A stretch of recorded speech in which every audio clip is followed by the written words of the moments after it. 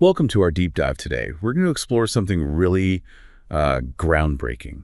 It's the 2030 FIFA World Cup. And this isn't just like another tournament. It's a World Cup of firsts, a real fusion of continents. Could be a total game changer for the future of football. Yeah, it really is fascinating to see FIFA embracing this, multi-continental approach. This is the first time ever we'll have a World Cup hosted across two continents, Morocco, Spain, and Portugal all joining forces. That's right. I mean, we saw South Africa host the World Cup back in 2010, but this is a whole new ballgame, a true partnership between Africa and Europe, almost like a symbolic bridge being built on that shared love of the sport. And this tricontinental bid wasn't just like, a random thing. This actually aligns with what FIFA's been pushing for, Right. inclusivity and geographically diverse tournaments. And for Morocco, this is a huge opportunity. I mean, historically, at first they thought about doing a solo bid, but they saw a bigger potential impact partnering with Spain and Portugal. It's like they wanted to create something bigger than themselves. Yeah. Right? I mean, a World Cup that goes beyond borders and celebrates how football can bring people together. Exactly. And it's a smart move strategically, too. Spain and Portugal, they bring, their amazing football infrastructure. Think about it. Established stadiums, great transportation, and tons of experience hosting big sporting events. And you can't forget how close they are to Morocco. Makes travel and logistics so much easier than if you're hopping across continents. It really is a win-win for everyone involved. Yeah, Morocco gets to show off their vibrant football culture and all their up-and-coming talent to, the whole world. And Spain and Portugal, well, they benefit from having an African co-host, plus, tapping into those new markets. But there's something deeper going on here beyond just the practical stuff. Like a story of unity and cultural exchange, is that what you mean? Exactly. It's about showing everyone that passion for the beautiful game, encouraging cultural understanding, maybe even challenging some old perceptions. Okay, so let's talk stadiums. I'm excited to see that blend of the old and the new, right? What are we going to see? Absolutely. Morocco, for example, is spending a lot to upgrade their existing stadiums, places like Stade Mohammed V in Casablanca. They're even putting in a retractable roof and making it bigger so it can hold something like 75,000 people. It'll be amazing to see how they're mixing their architectural history with all the latest technology. And then you have Spain and Portugal, Yeah. with their iconic places like Camp Nou in Barcelona or Estadio Santiago Bernabeu in Madrid. Can you imagine those incredible stadiums filled with, that electric World Cup energy? It'll be wild, that's for sure. But it's important to remember, these investments aren't just about, making the stadiums pretty for a few weeks. Right. The World Cup is like, well, it's a catalyst. It makes things happen as a ripple effect. That's it. Think about it. Transportation gets upgraded, hotels are booming, security is getting tighter. That all leaves a positive impact on the host countries, even after the World Cup is over. So the 2030 World Cup is less about a quick celebration and more about a long-term investment in infrastructure and development. And it's not just about, buildings and stuff like that. We're also talking about cultures mixing on the field, right? Right. Especially with Morocco's already strong connection to European football. For sure. You've got players like, Achraf Hakimi, who's been doing incredible things with PSG in League One. And then there's Hakim Ziyech, famous for his amazing footwork at Chelsea in the Premier League. These players are like a bridge between Moroccan and European football. And this World Cup is going to amplify that connection, take it to a whole new level. Think about it. Moroccan players shining on the biggest stage in the world, strengthening those ties and showcasing all that talent that's been honed in some of the top European leagues. It could be a launching pad for Moroccan football. Think about the investment that could come in, the development of the sports infrastructure, and, really solidify their place as a football powerhouse in Africa. And we can't forget about those Moroccan fans. They're known to be some of the most passionate in the world. Absolutely. Can you imagine the atmosphere in those stadiums? I mean, a sea of red and green when the Atlas Lions walk onto the field. It's going to be a huge celebration of color, energy, and national pride. It'll be amazing to see all those fans from around the world mixing with the culture of Morocco. It's going to be a vibrant scene for sure. Oh, and don't forget about the Moroccan diaspora, especially the ones living in Spain and France. They'll add this whole other layer of energy to the tournament. It'll truly be a mix of football passion and, cultural exchange. I can't wait to see how all those cultural influences come together during the tournament. This World Cup, it's not just about Morocco, though. It sends a message to the entire continent of Africa. You're absolutely right. It's a statement. African nations can co-host, they can be leaders, and they can excel on a world stage. And this builds on, Morocco's already strong reputation in African football. Yeah, they've been investing in the sport for years now. They have a solid domestic league and some top-notch training facilities. It's all about setting the bar higher for African football, inspiring other countries to step up their game on the international level. This World Cup, if it's successful, it could have a huge impact across the whole continent, encouraging countries to invest in developing young players, improving infrastructure, and, better coaching. It could be a really pivotal moment for the future of African football. And we can't forget about the broader economic and social impact either, right? Oh, for sure. Hosting a World Cup, it's a huge responsibility, but the potential rewards are massive. Think about the boost to tourism, trade, and the local economies of all three countries. Yeah, we're talking about tons of visitors coming in, which means lots of jobs in things like hospitality, transportation, and construction. Exactly. And these benefits, they don't just disappear when the World Cup is over. The improved infrastructure and all the global attention can keep attracting investments and boosting the economy for years to come. So this is shaping up to be more than just a, sporting event. It's a catalyst for growth and progress. And speaking of progress, it's exciting to see how the role of women in football is growing. It really is. And the 2030 World Cup is a perfect opportunity to promote gender equality in the sport. And you know what? Inspire a whole new generation of female athletes. Morocco's been doing well in women's football, too. Their national teams had some pretty impressive results in international tournaments lately. And with everyone watching this World Cup, it's a chance to really show off the talent and athleticism of these amazing female players, breaking down those barriers and, changing how people think about women in sports. Yeah, it really is remarkable, seeing how this World Cup is part of this global shift towards events that aren't just about the spectacle, but about, doing good and making a positive impact. It's like they took the classic World Cup and, they gave it this deeper meaning, right? It's not just about who wins. It's about, connecting people, understanding each other better, and leaving something behind, Yeah. Something that matters after the games are done.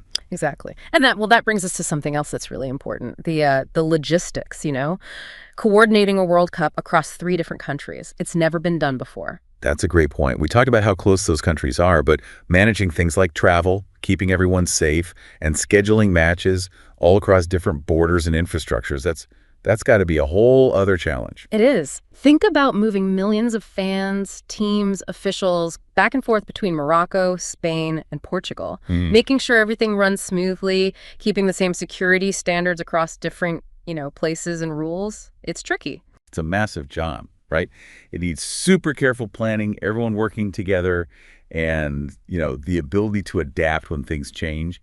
And then there's the whole security issue. I mean, a tournament this big, spread out like that, security has to be a top priority. Absolutely. They'll need to share intelligence, have really strong security measures in place, and be ready for any potential problems, making sure that everyone involved is safe. That's a huge operation, and it's going to be complex. And speaking of complex, we can't forget about the environmental impact. I mean, with a big event like the World Cup, that's got to be a factor. You're right. All those people traveling from different parts of the world, the construction, the energy use, it all adds up.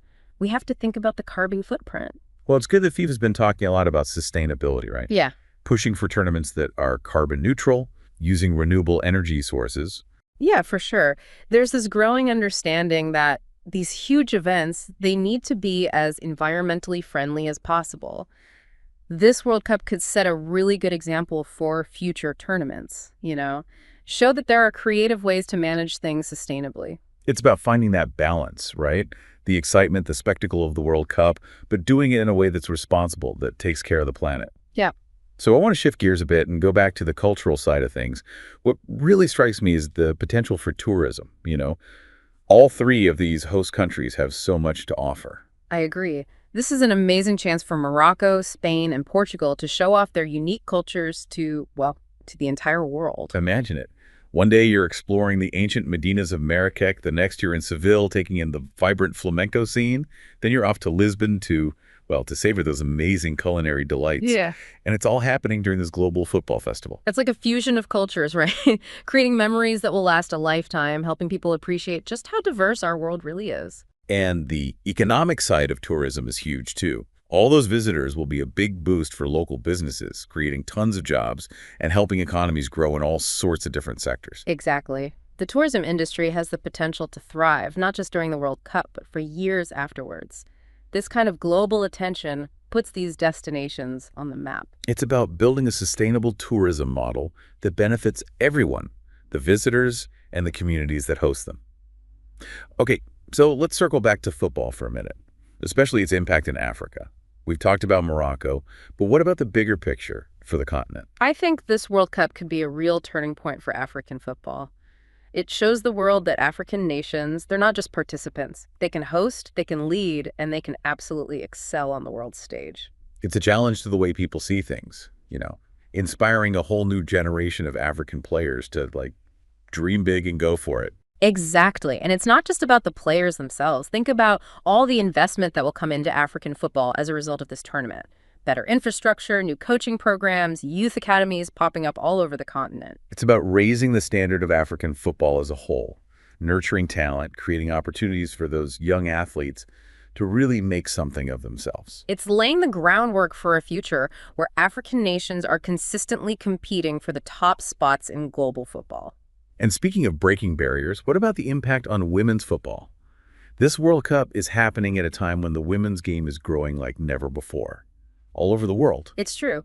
And we need to use that momentum to keep pushing for equality in the sport.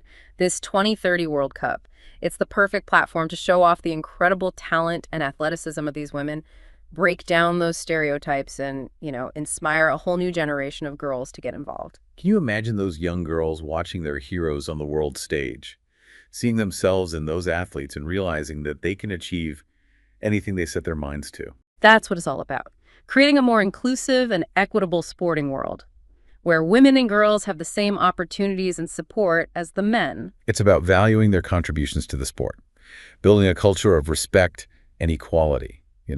So as we look back at everything we've talked about today, it's clear that this World Cup, it's about way more than just the matches themselves. It shows you the power of sport to unite people, to go beyond borders and inspire positive change. It's about working together, innovating, and sharing a vision for a better future. It really is a testament to, the best of what we can be. It's about, setting an example for future World Cups, showing that these events can be about progress, being sustainable, and making sure everyone feels included. And it makes you wonder, right? Will other parts of the world see this and want to try the multi-country thing? Could we see World Cups in the future?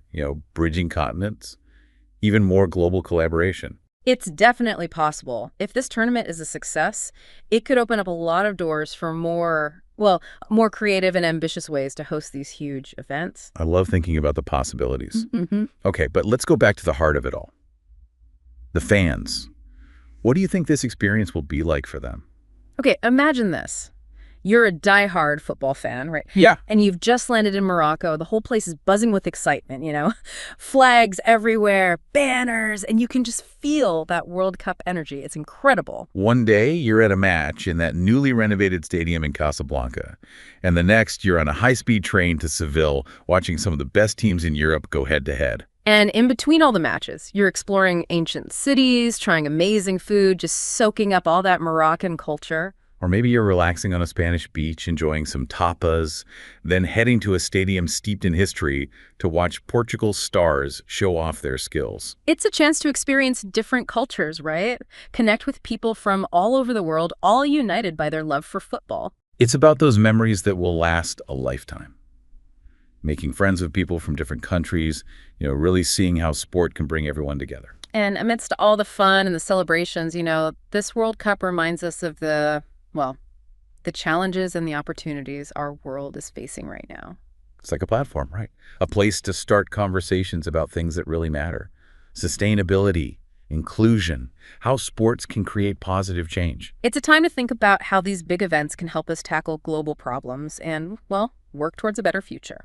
So as we wrap up this deep dive, I'm feeling, a mix of anticipation and optimism, I guess. This World Cup, it really feels like it's going to be something truly special. I think so, too. It has the potential to change how we see the World Cup, showcasing what's best about humanity, bringing people closer, inspiring us to work towards a more united and sustainable world. Okay, before we go, we want to leave you with something to think about. Given everything we've talked about today, what do you think the most lasting impact of the 2030 World Cup will be? What will have the biggest impact? Will it be the collaboration between continents, the boost to African football, all the sustainability efforts? Or maybe how it promotes equality in sports? Or maybe, it'll be something completely different, a spark, that leads to more global unity and progress, something we haven't even thought of yet. We want you to keep thinking about this, keep exploring all the different aspects of this, well, this amazing event. Thanks for joining us on this incredible deep dive into the 2030 World Cup. We hope you learned something new, got curious about what's coming, and left feeling inspired by the potential of this, momentous event. Until next time, keep exploring, keep learning, and keep that passion for football alive.